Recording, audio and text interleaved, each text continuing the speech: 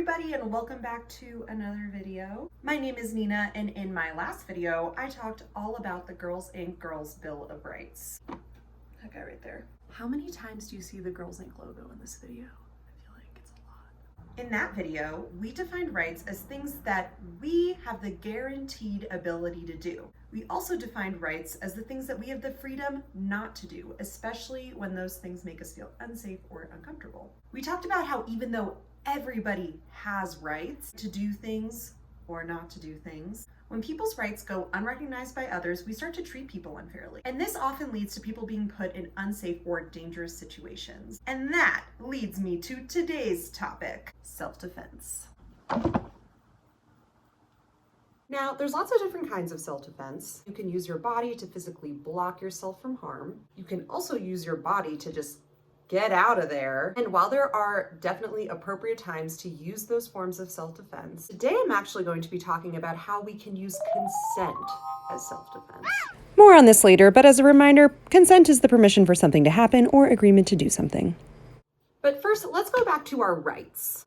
That way you can better understand why you should be able to defend yourself in the first place. In number 5 on the Girls Inc. Girls Bill of Rights, it says that all girls have the right to feel safe in the world.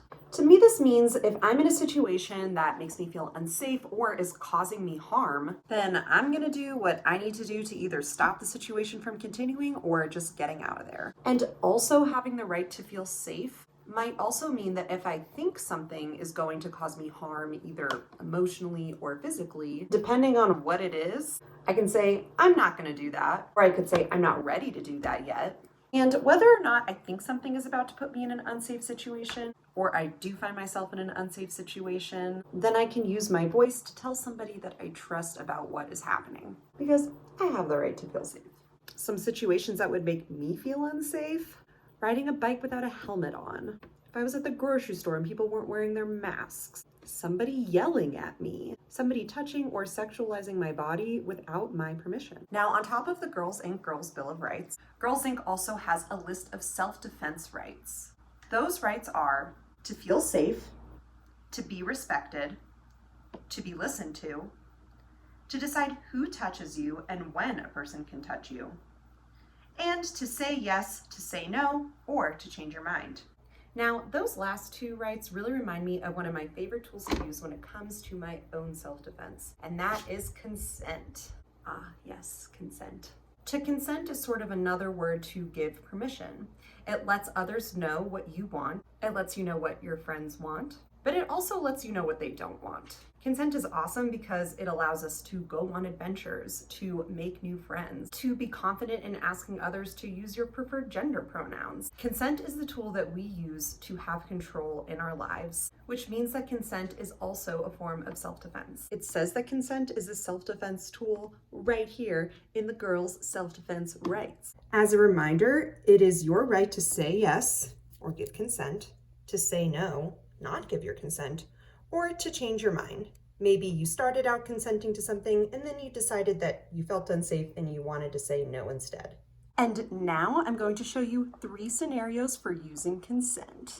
Number 1, giving consent or saying yes. Hey, let's put our masks on. Yes, I will definitely put my mask on. Number 2, not giving consent. Hey, do you want to come over later? My mom isn't going to be home, so we don't have to wear our masks. Hey, thanks so much for reaching out. No thanks, but let's hang out another time with masks on. Number 3, changing your mind. This is me going to the dog park without my mask on. You know what? I'm just gonna put this guy on.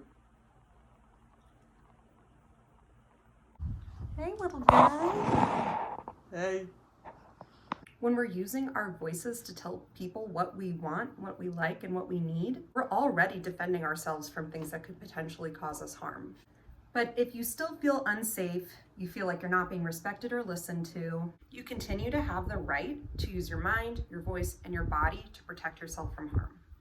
All right, ladies, that's all I have to talk about for today. Maybe see how many different ways you can use consent to make your day more fun, better, exciting. Remember to always check in with yourself and with others about what makes you feel safe. And I will see you in the next video. Bye!